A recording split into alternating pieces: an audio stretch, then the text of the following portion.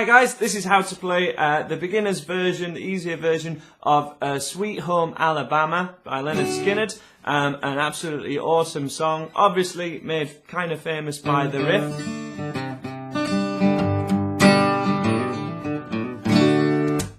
We will cover that riff later in the video. Check out one of the in-video links below if you just want to skip to that intro. But in these videos we're kind of looking at how to change between these chords and learn a few songs with a few simple chords.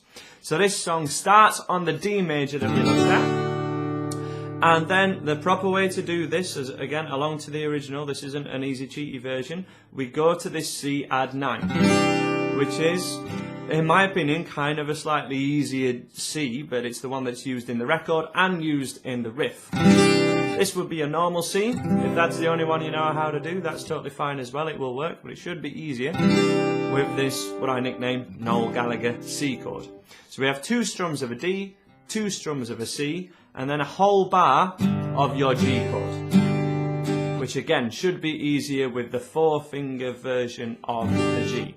So we have 2, 3, 4, and G.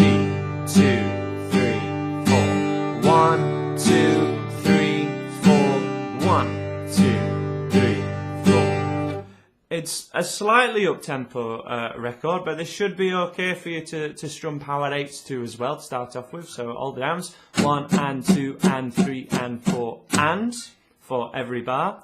That would be 1 and 2 and 3 and 4 and 1 and 2 and 3 and 4 and big wheels keep on turning. Carry me home to my kin, singing songs about the Southland. I miss Albany once again, and I think it's the same. Even throughout guitar solos.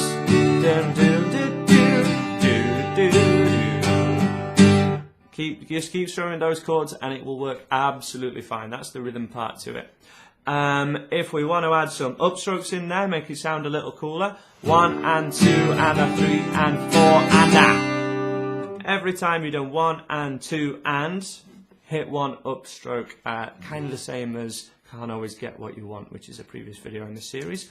1 and 2 and a 3 and 4 and a 1 and 2 and a 3 and 4 and a.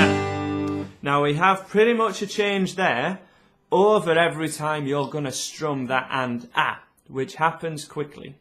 The key to being able to do those kind of changes is actually lifting off to change to your next chord. So you kind of play this chord on your upstroke.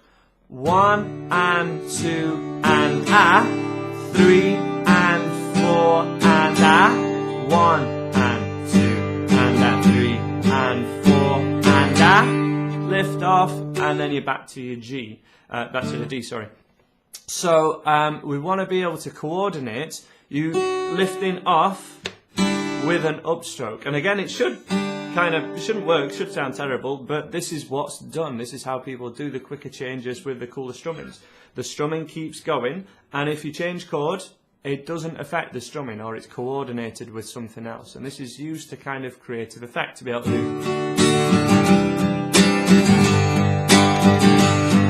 You can lift off every upstroke and it will still sound absolutely fine over every change, and that keeps going for the whole song, as I say. So just one more chorus with me now, and then I'll let you play it along to the song, or you can look at how to play the intro riff. 1 and 2 and a 3 and 4 and 1, 2 from a D. Sweet home Alabama, where the skies are so blue. Sweet home Alabama, I'm coming home to you. End on a D, 3, 4, D. And that's how you play the rhythm part to it. Okay, so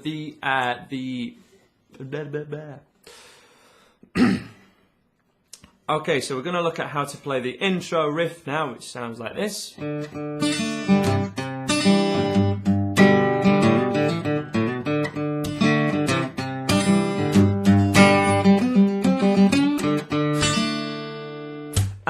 Okay, so it's the same chords as in the easier beginner's version, but we're picking the root note of the D chord twice with a palm mute in between. So this is your 4th string, and then to the other D note, which is your 2nd string, 2nd to 3rd string. And then you want to pull it right back down to the open D as well. So 1, 2, 3, 4, and. You can actually do all of this riff on a downstroke, but if you can do some alternate picking, this should make it a lot easier, or even directional picking. So if you're coming down the riff, if you want to really look into technique, if you're heading down your notes, you'd pick them all with a downstroke as your directional picking, or you can keep them alternate, or as I say, it's not too fast to do everything on a downstroke if it really helps. That same pattern happens on your C chord, so root note of a C chord.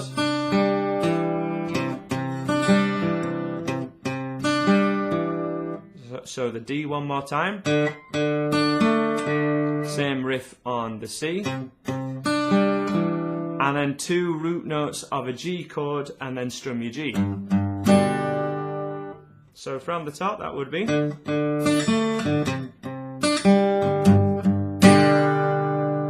And then all that's left to do is a hammer-on and flick-off kind of sequence, which we'll look at in a second. Just do this one more time, though. Main riff from top, 2, 3, 4.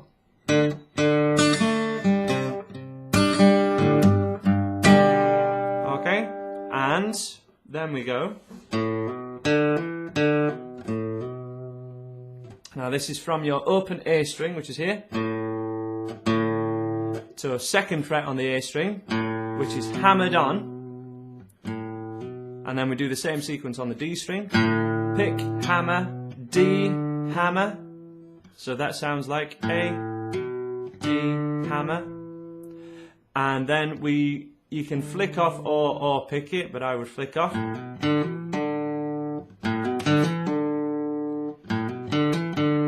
Okay. And then we need a hammer on at the 2nd fret on the A string where we just came off of, and we're going to go hammer on, pick, hammer on, and that's the end of your riff on the A string. So all in all, here's your sequence. And you're picking, therefore, in a sequence of kind of pick, hammer on, pick, hammer on, pick, hammer on.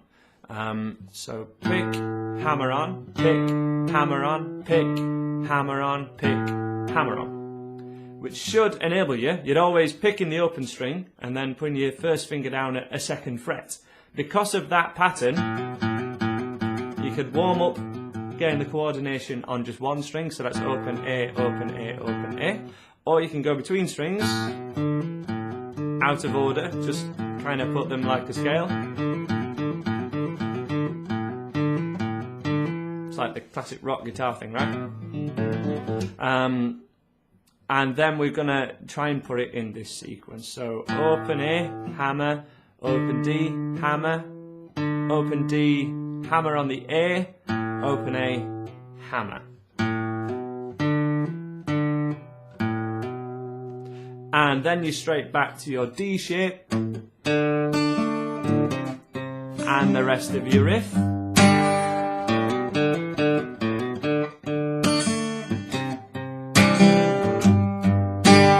And then we've got an open G, or 3rd string, and we've got a couple of picks there, down, up. This is definitely going to take some alternate picking. So that's open to 4th fret with your 1st finger. It reminds me of a Thin Lizzy lick. Sounds like the middle of Jailbreak to me. But this is from the open G to 4th fret, to 4th fret, 2 picks, 5th fret, 2 picks, 6th fret, bent up, and then you start your riff again. And And the riff starts again from an open D string. So if that feels like, hang on, I've got this riff and then I go back to a chord, that's a bit quick. You can actually just pick the start of the riff on the open D, which gives you a couple of seconds, well, a second or so, to get the rest of your riff set up. Hammer-ons, single G string, back to riff.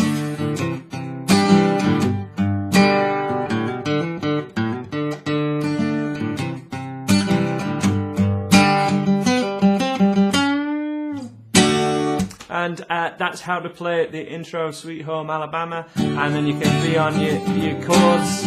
If it's a bit, you know, you don't want to be single picking for the whole way through. Once it gets into a chorus, Home Alabama,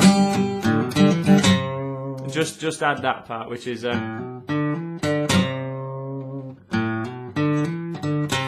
same sequence as we did before, but it ends on a C note. 1, 2, 3, 4, open. Rather than going, you go with a bluesy bend down.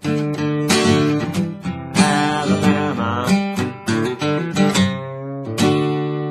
And that's as much as I'm going to cover in a beginner's video. If you really want to know the whole rest of the song, do let me know. Put a message below saying make the rest of the song for me, and I will. But just in case, I'm going to keep this one for absolute beginners. Please check out the rest of the videos in this series, how to play 10 songs with 3 chords, G, C and D. And I'll see you in another one of those. And please subscribe or leave me messages so that I make you more videos. And I'll see you again.